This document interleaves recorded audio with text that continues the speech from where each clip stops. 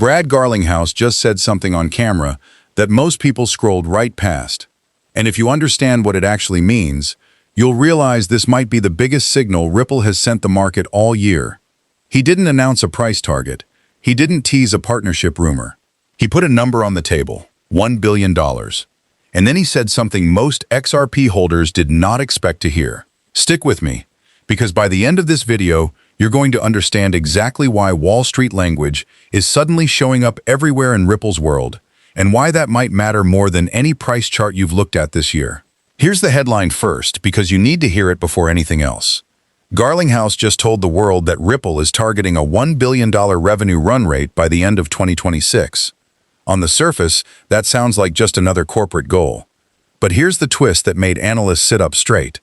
He explicitly said that number does not include XRP, not token sales, not the XRP sitting on Ripple's balance sheet. None of it. Just pure old-school bank-style operating revenue. And that one small detail is doing a lot more work than it looks like at first glance. Why would the CEO of a crypto company go out of his way to separate his company's success from his own token? Hold that thought, because the answer is exactly why Wall Street is suddenly paying attention. Let's rewind for a second so this all makes sense. For years, the crypto world has had one major credibility problem when it comes to attracting serious institutional money: banks, hedge funds, pension funds. These players don't move on hype, they move on numbers they can actually underwrite. They want audited-style metrics, predictable revenue, and businesses that don't live or die based on whether a token chart goes up or down on a random Tuesday. And that's exactly the gap Garlinghouse appears to be trying to close. By saying this $1 billion has nothing to do with XRP price action, he's sending a very specific message to a very specific audience, not retail traders, but the institutional buyers who've been sitting on the sidelines waiting for crypto companies to look less like casinos and more like infrastructure providers. But here's where things get interesting. This isn't just talk. Ripple has actually been building the pieces behind this claim for over a year now. The company has been assembling what looks a lot like a fintech stack rather than a typical crypto project. There's cross-border payments infrastructure, which is Ripple's original business, and still its backbone. There's Relused, Ripple's own dollar-pegged stablecoin, which is now being positioned not just for everyday settlement, but for something far more futuristic, letting AI systems and software agents pay each other automatically, using XRP and Relused with barely any human involvement. There's treasury management software for corporations, an area Ripple's president has said could explode from under $200 billion to over $1 trillion in total market size by the end of 2026. And there's custody, the unglamorous but absolutely critical service that lets banks hold digital assets without breaking their own compliance rules. Put those four pieces together, and you start to see why Wall Street's ears perked up. None of these products require someone to believe in crypto. They require someone to need faster settlement, safer custody, and predictable infrastructure, which is exactly what banks have always wanted. They just didn't trust the rails crypto companies were offering. Ripple seems to be betting that if you build boring, reliable, bank-grade infrastructure, the institutional money eventually shows up on its own money. Now, here's where most people miss the real story. While everyone was arguing online about whether Garlinghouse's billion-dollar no XRP comment was bullish or bearish for the token, almost nobody was talking about the timing. This statement landed just as a different, much bigger machine has been quietly grinding forward in Washington, the Clarity Act. If you haven't been following it closely, here's the short version. It's the most significant piece of crypto market structure legislation the U.S. has ever attempted, and it would finally draw a clear line between which digital assets fall under the SEC and which fall under the CFTC. In mid-May 2026, the Senate Banking Committee voted to advance it, 15-9. It's since been placed on the Senate's legislative calendar, and industry insiders are now estimating somewhere around a 60 to 70% chance it becomes law before the end of the year. Though there's a real and acknowledged risk it slips into a lame duck session or stalls entirely if Congress runs out of floor time before the August recess. Why does that matter for what Garlinghouse just said? Because regulatory clarity is the single biggest excuse banks have used for years to avoid touching crypto at scale. Legal uncertainty means compliance departments say no, and when compliance says no, the money simply doesn't move, no matter how exciting the technology is. So when Ripple's CEO frames the company's growth in terms banks can model, clean operating revenue, separated from token economics, at the exact moment Congress is inching toward giving banks the legal cover they've been waiting for, that's not a coincidence most casual observers would catch. That's a company positioning itself to be underwritable right as the regulatory door creaks open.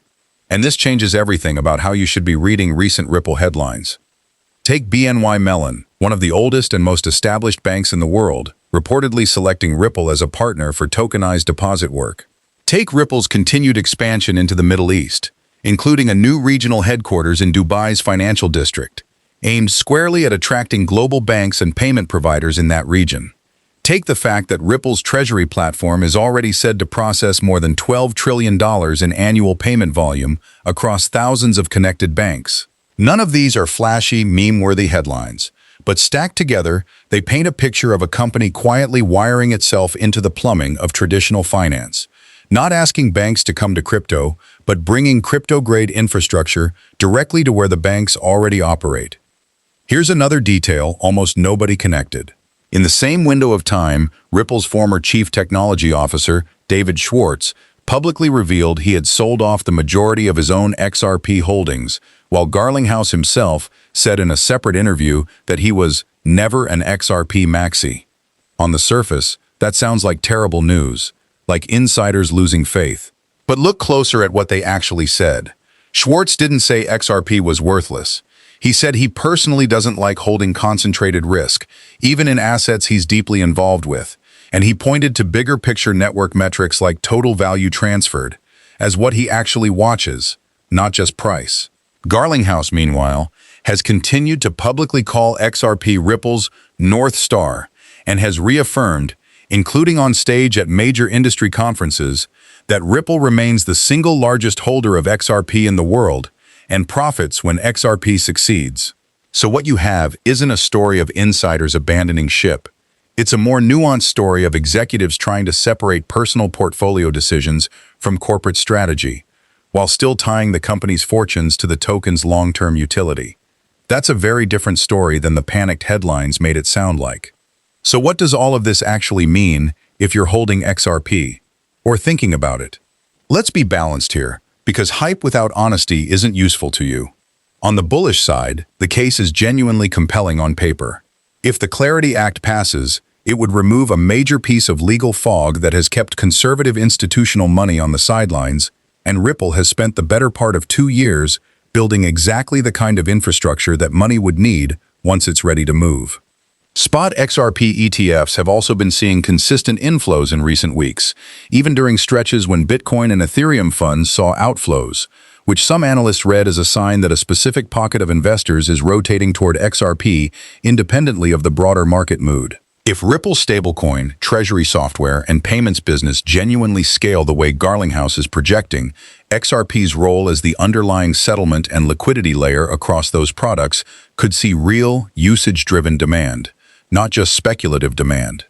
But here's the other side, and it deserves just as much airtime. First, nothing about the Clarity Act is guaranteed. It still needs a full Senate floor vote, has to be reconciled with a separate version from the Agriculture Committee, and is tangled up in an unresolved ethics provision tied to government officials' personal crypto holdings, a sticking point serious enough that it could push the entire bill past the August recess, or even into next year. Second, Garlinghouse's own billion-dollar target is, by his own framing and independent reporting, a stated goal, not an audited or independently verified financial result. Ripple doesn't publicly release audited financials, so outside observers currently have no clean way to check that number against reality. Third, the same XRP exclusion framing that excites institutional-minded investors is, by definition, separating the company's success from the token's price. That's good for Ripple's credibility with banks. It does not automatically mean it's good for XRP's price specifically, and conflating Ripple is doing well with XRP will go up is exactly the kind of leap that's gotten retail investors burned before. And fourth, comments like, "I was never an XRP maxi" from the CEO himself show that even people deeply embedded in this ecosystem are not promising you guaranteed upside. They're hedging in public, which is worth paying attention to, rather than dismissing. So where does that leave the bigger picture? Ripple's strategy increasingly looks like a bet that the future of global finance runs on faster, programmable settlement rails sitting quietly underneath the banking system most people already use, not necessarily a future where everyone is trading XRP on an app every day. Garlinghouse has compared the existing system, built around networks like Swift, to using dial-up internet in the age of broadband.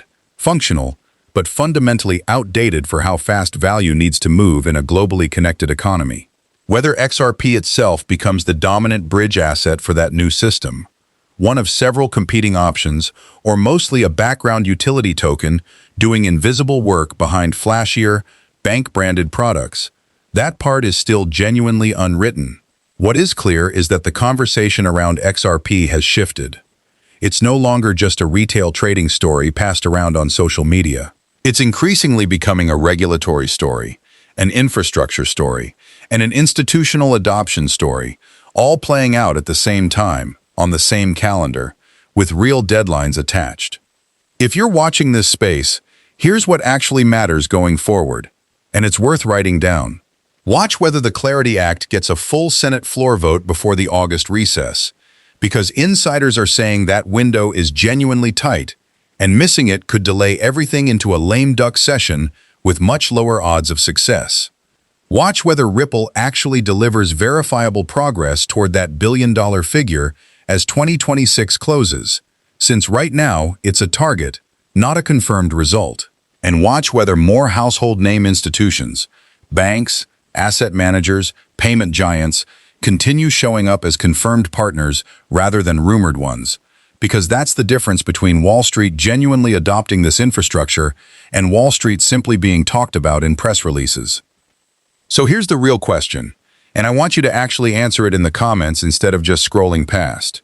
Do you think Ripple is successfully turning XRP and its surrounding ecosystem into something Wall Street will actually rely on?